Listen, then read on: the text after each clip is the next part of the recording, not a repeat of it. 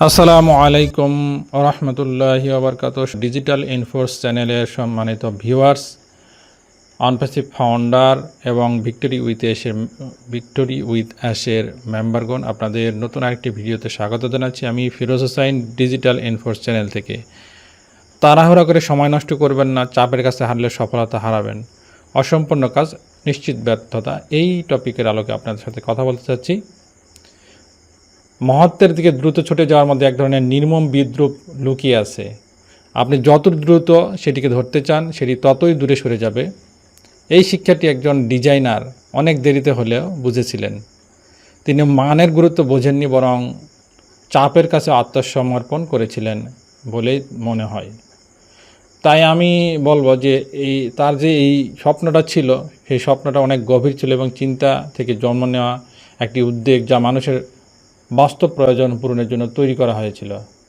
তিনি ভালো করেই জানতেন তার দর্শক কী চায় এবং আন্তরিকভাবে তার দিতে চেয়েছিলেন, কিন্তু ধৈর্য যেন কারো অভিধানে ছিল না। মানুষ বলেছিল, পরে নয়, এখনই দাও, না হলে আমরা চলে যাব। এই ঘটনাগুলো, এই কথাগুলো আপনারা একটু মিলাই নেবেন, আগের কোনো কিছুর সাথে মিলে কিনা সেটা আপনার ভালো বুঝতে পারবেন। কথাগুলো সেই দিকেই যাচ্ছে আমি মনে করি। তো মানুষ বলেছিল, পরে নয়, এখনই দাও, না হলে আমরা চলে যাব। পরিত্যক্ত হওয়ার ভয়, অপ্রাসঙ্গিক হয়ে পড়ার আশঙ্কা, অন্যরা সুযোগ নিয়ে এগিয়ে যাবে, এই চাপ তার দৃঢ়তা ভেঙে দেয়।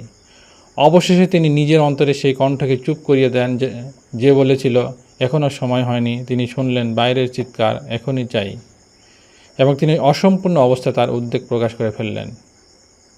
মিল খুঁজে পাচ্ছেন কি? যা মহান কিছু হতে পারত, তা পরিণত হলো বিপর্যয়ের, ত্রুটিপূর্ণ, ফাঁপা, প্রাণহীন এক কাঠামোয়। আর যারা তাকে তাড়াহুড়া করতে বাধ্য করেছিলেন, তারাই প্রথম মুখ ফিরিয়ে নিল। আরও ভয়াবহ হলো, তারা তার ব্যর্থতাকেই তার বিরুদ্ধে ব্যবহার করল। তারা বলল, আমরাই তো বলেছিলাম তাড়াতাড়ি করতে, যেন এই বিপর্যয় শুধুই তার দোষ। এক অর্থে সেটাই সত্য ছিল। তিনি নিজের বিচারবোধকে অন্যর অস্থিরতার কাছে বিক্রি করেছিলেন, আর তার ফল ভোগ করতে হয়েছিল তাকেই। অনুশোচনা তার ছায়ার মতো পিছু নিল। তিনি বুঝলেন, যারা চাপ সৃষ্টি করে তারা কখনোই তার পরিণতির দায়িত্ব নেয় না। তারা নতুন কিছুর দিকে এগিয়ে যায়, আর তাড়াহুড়োর সিদ্ধান্তের ধ্বংসাবশেষ পড়ে থাকে পেছনে। তিনি মানুষকে সেবা করতে চেয়েছিলেন, কিন্তু শেষ পর্যন্ত নিজেই হয়ে উঠলেন সতর্কবার্তার একটি গল্প। আরেকটি পথ আছে, কঠিন, নিঃসঙ্গ কিন্তু জ্ঞানী পথ। সেই ডিজাইনারের পথ যে প্রস্তুত হওয়ার আগে কিছু প্রকাশ করে না। কোনো টিজার নয়, কোনো চাপের প্রতিশ্রুতি নয়, শুধু নীরবতা। তারপর একদিন দরজা খুলে যায়, আর যখন দরজা খোলে তখন যা বেরিয়ে আসে তা সম্পূর্ণ। তার কোনো সংশোধন লাগে না, কোনো ক্ষমা চাওয়া লাগে না। এটি শুধু কাজ করে, মানুষের সেবা দেয় এবং দীর্ঘস্থায়ী হয়। মহান কিছু কখনো তাড়াহুড়া করে তৈরি হয় না, লতার সঙ্গে প্রতিযোগিতা করে চলে না, নদী সমুদ্রের দিকে দৌড়ায় না। সত্যিকারের সৃষ্টি নিজের ছন্দকে সম্মান করে। যে স্রষ্টা অপেক্ষা করতে জানে, ধৈর্যের মূল্য বোঝে, বহন করতে পারে, অসম্পূর্ণ ক্ষত দেখাতে অস্বীকার করে, শেষ পর্যন্ত জয় তারই হয়। গতির মাধ্যমে নয়, গুণগত মানের মাধ্যমে। আর যখন অবশেষে সেই সৃষ্টি প্রকাশিত হয়, তখন সেখানে আতঙ্ক বা অনুশোচনা থাকে না, থাকে শুধু পরিপূর্ণতার নীরব তৃপ্তি। তাই প্রতিটি স্তর, প্রতিটি স্রষ্টার প্রতি আহ্বান, তাড়াহুড়ার উত্তপ্ত চাপকে আপনার শ্রেষ্ঠ কাজকে নষ্ট করতে দিবেন না। চাপ একটি মিথ্যাবাদী।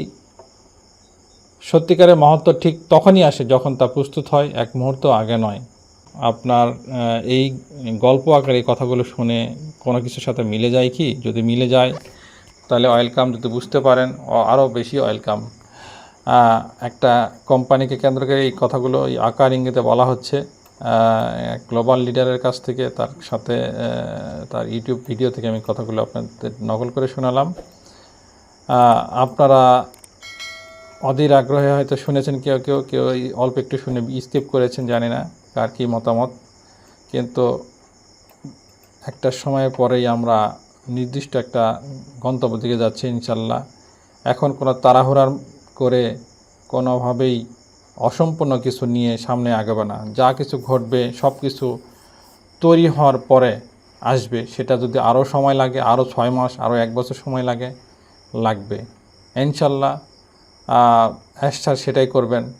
আর যদি রিসেন্টলি কিছু ঘটে যায় সেটা মনে করবেন যে এই প্রস্তুতিটা যেটা চলছিল এতদিন, সেই প্রস্তুতিটারই প্রতিফলন আমরা স্মুথলি সব কিছু পেতে যাচ্ছি ইনশাল্লাহ। ভিডিওটি যারা দেখলেন আপনাদের রিকোয়েস্ট করব, এই চ্যানেলে যদি আপনি নতুন হয়ে থাকেন তাহলে যদি এখনও আমার চ্যানেলটিকে সাবস্ক্রাইব না করে থাকেন সাবস্ক্রাইব করে দেবেন এবং সেই সাথে বেল বাটনটি অন করে দেবেন। তাছাড়া আমার ভিডিও ডেসক্রিপশনে এই টেলিগ্রাম চ্যানেল এবং হোয়াটসঅ্যাপ চ্যানেলে লিঙ্ক দেওয়া আছে, আপনি চাইলে সেখানে জয়েন হতে পারেন যাতে করে ছোটো ছোটো আপডেটগুলো জানতে পারেন। আজকের মতো এখানে শেষ করছি। ধন্যবাদ সবাইকে। আল্লাহ হাফেজ।